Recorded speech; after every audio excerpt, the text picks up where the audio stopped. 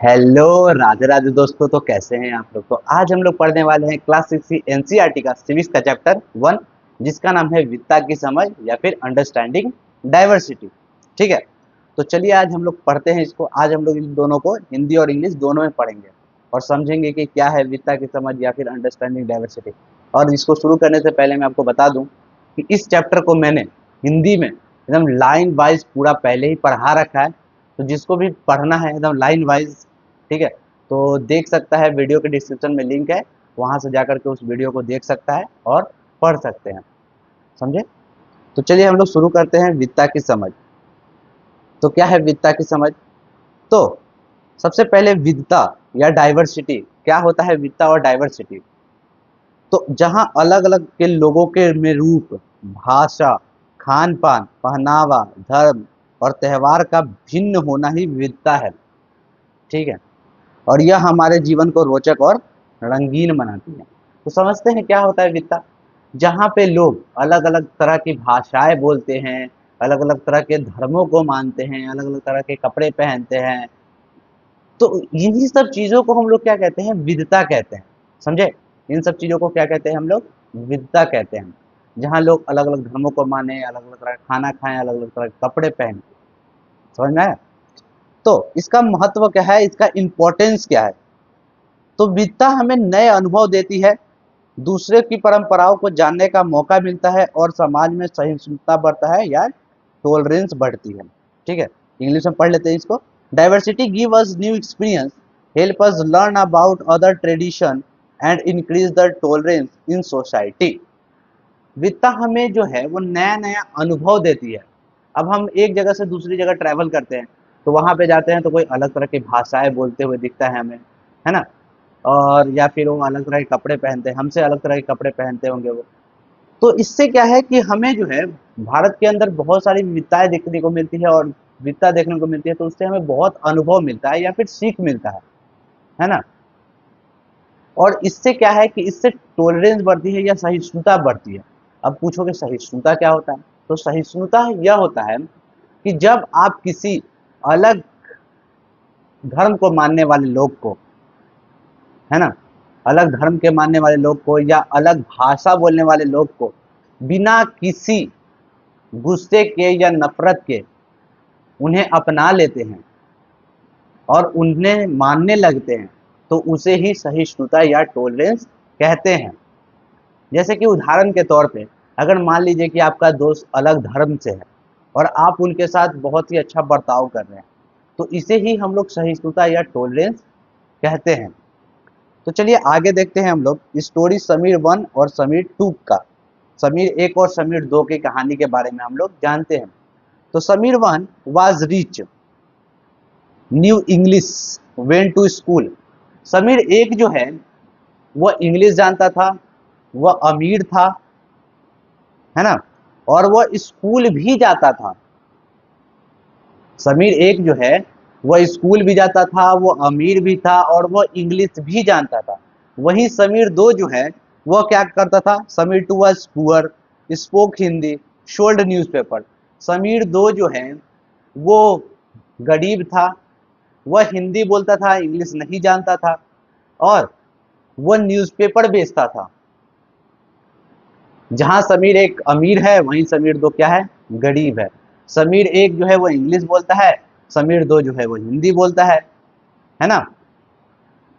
और धर्म और भाषा अलग होने के बावजूद दोनों दोस्त बने, मतलब despite different religion and language they become friend. इतना चीज दोनों में डिफरेंस होने के बावजूद भी वह दोनों क्या बने थे, एक अच्छे दोस्त बने थे। अब है डाइवर्सिटी वर्सेस इनइक्वालिटी। क्या होता है डाइवर्सिटी वर्सेस इनइक्वालिटी का मतलब क्या है, इसका हिंदी क्या होता है। इसका हिंदी है वित्ता बनाम गैर बराबरी। और ये गैर बराबरी शब्द क्या होता है, इनइक्वालिटी क्या होता है। तो ये 6 क्लास की बुक है, तो इसमें गैर बराबरी शब्द का उपयोग किया गया है, जिसको हम लोग असमानता भी कहते हैं। समझे। Diversity different way of living. विविधता क्या होता है, अलग तरीके से रहना या अलग तरीके से जीना। समझे। विविधता को एक लाइन में समझे तो अलग तरीके से जीना। अब इनइक्वालिटी क्या होता है या अनफेयरनेस क्या होता है? इनइक्वालिटी मतलब कि गैर बराबरी या असमानता, अनफेयरनेस क्या होता है? तो like rich poor gap, caste system, जैसे गरीबी और अमीरी के बीच का डिफरेंस, इसे हम लोग असमानता कहेंगे, इसे हम लोग विविधता नहीं कहेंगे। विविधता क्या होता है? अलग तरीके से जीना, वो अलग चीज है, जहाँ पे लोग अलग तरह की भाषाएं बोल रहे हैं, अलग तरह के धर्मों को मान रहे हैं, वह विविधता है। लेकिन असमानता क्या है?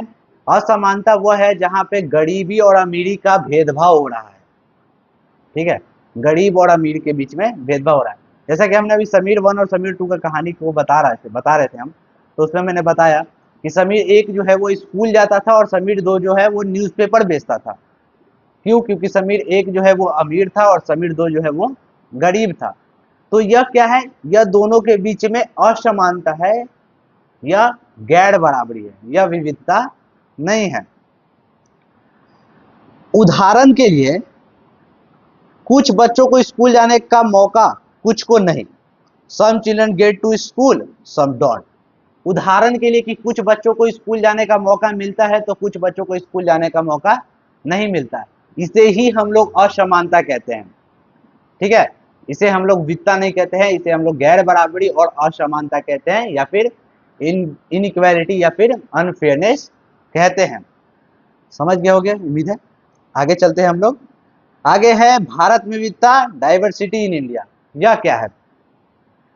तो भारत में विविधता का कारण क्या है? सबसे पहले तो जानना हमें यही है कि भारत में विविधता है क्यों, कैसे बढ़ा यह विविधता।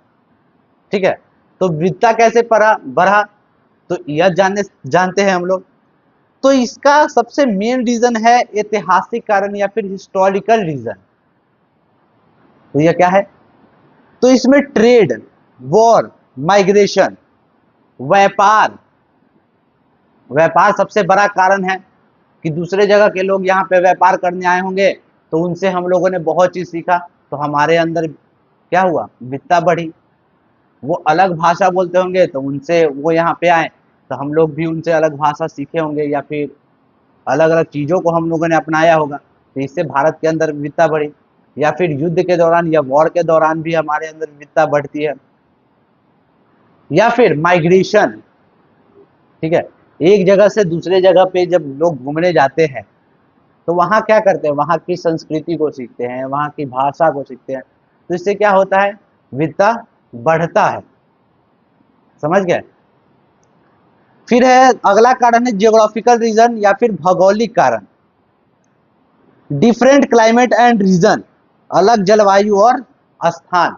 अब इससे क्या विविधता का एक और कारण है, अगला कारण है जियोग्राफिकल रीजन। यह क्या है?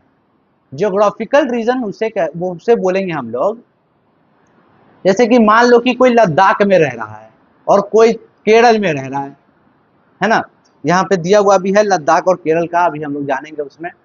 कोई लद्दाख में रह रहा है और कोई केरल में रह रहा है, तो दोनों के बीच में भौगोलिक कारण है जिससे विविधता बढ़ रही है। विविधता बढ़ा, दोनों के बीच में विविधता है ना। इसका रिजल्ट क्या होगा? मिक्स्ड कल्चर आएगा। इसका रिजल्ट क्या होगा कि एक मिश्रित संस्कृति बनी हुई है भारत के अंदर, है ना। भारत के अंदर एक मिश्रित संस्कृति है। लद्दाख जहां कोल्ड डेजर्ट है, लिटिल फार्मिंग है, famous for pashmina ul, old trade route silk route, both Buddha and Islam spread here. इसका क्या है अर्थ? जैसे लद्दाख जो है वो ठंडा रेगिस्तान है, वो कोल्ड डेजर्ट है ना। लिटिल फार्मिंग या कम खेती, लिटिल फार्मिंग का मतलब कि लद्दाख में बहुत ही कम खेती होती है। फेमस फॉर पश्मीना उल, वह क्या है? पश्मीना उल के लिए बहुत ही ज्यादा लद्दाख है जो है वो फेमस है, जैसे कि पश्मीना शॉल वगैरह ये सब चीज बनता है, उसके लिए लद्दाख जो है वो बहुत ही ज्यादा फेमस है।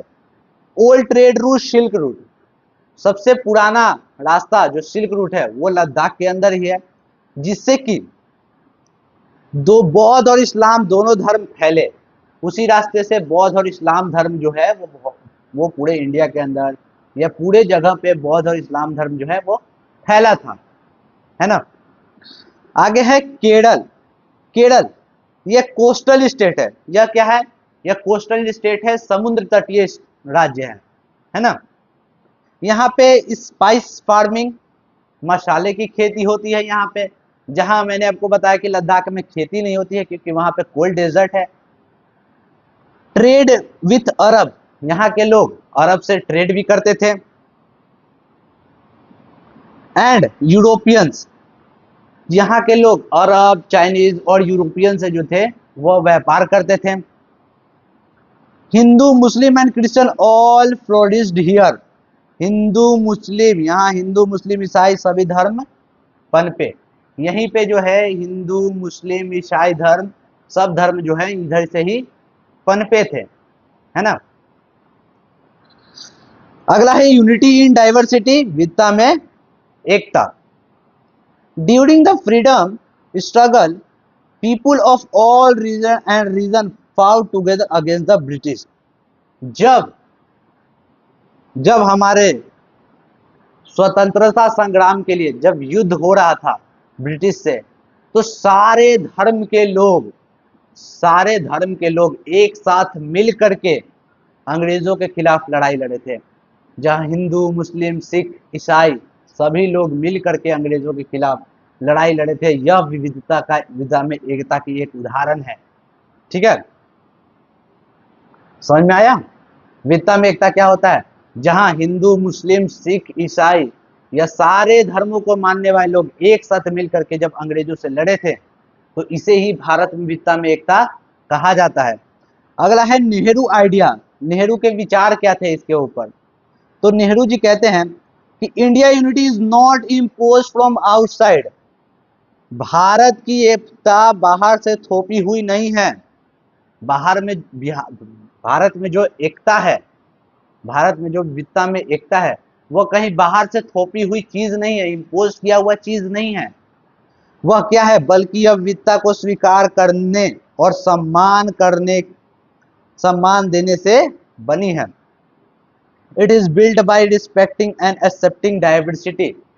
इसका मतलब यह है कि यह विविधता में एकता ऐसे ही बाहर से थोपी हुई कोई चीज नहीं है। यह ऐसे बनी है कि हम लोगों ने दूसरे धर्मों को माना है, उनके साथ अच्छा व्यवहार किया है, तब जाकर के हमारे इंडिया के अंदर विविधता में एकता बना है। ठीक है, या फिर यूनिटी इन डाइवर्सिटी बना है। तो यही है चैप्टर 1। अगर आपको इसको फुल एकदम अच्छे से डिटेल्ड में समझना है तो आप वीडियो के डिस्क्रिप्शन से लिंक दिया हुआ है वीडियो का, आप वहां से जाकर के देख सकते हैं। तब तक के लिए थैंक यू।